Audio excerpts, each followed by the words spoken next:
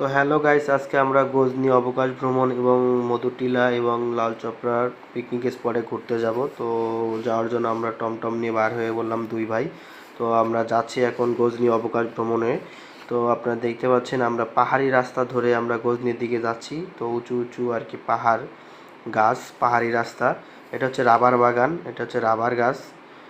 কিভাবে রাবার বানানো হয় এবং আবার রাবারের আঠা সংগ্রহ করা হয়।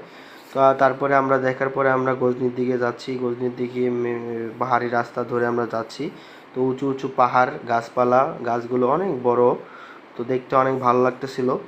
তো প্রথমে নাইম ভাই আমাদের গাড়ি ড্রাইভিং করতেছে। তো আপনারা সবাই দেখতে পাচ্ছেন পাহাড়ি গাছগুলো অনেক সুন্দর।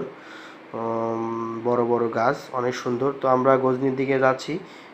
একটু পরে আমরা গজনির ভিতরে ঢুকবো। তো আপনারা দেখতে পাচ্ছেন অনেক সুন্দর। তো আমরা এইমাত্র আমরা গজনির দিকে আর কি ঢুকতেছি আস্তে আস্তে ভিতরের দিকে। তো প্রথমে আমরা গজনিতে যাব। গজনিতে তার যাওয়ার পরে আমরা লাল চপড়া যাব, তারপর মধুটিলা। তো আপনারা দেখতে পাচ্ছেন গজনির ভিতরে আমরা ঢুকে পড়লাম। তো এখানে অনেকগুলো গাড়ি স্পটে আসতেছে আস্তে আস্তে।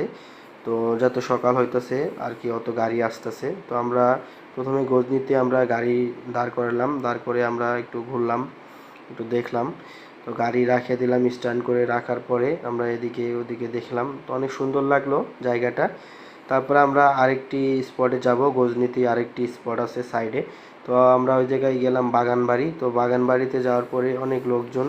তো সাইডে একটা ঝুলন্ত ব্রিজ আছে। তো আমরা ঝুলন্ত ব্রিজে উঠলাম, অনেক লোক উঠছে। ঝুলন্ত ব্রিজ মূলত 20 টাকা টিকিট কাটা লাগে।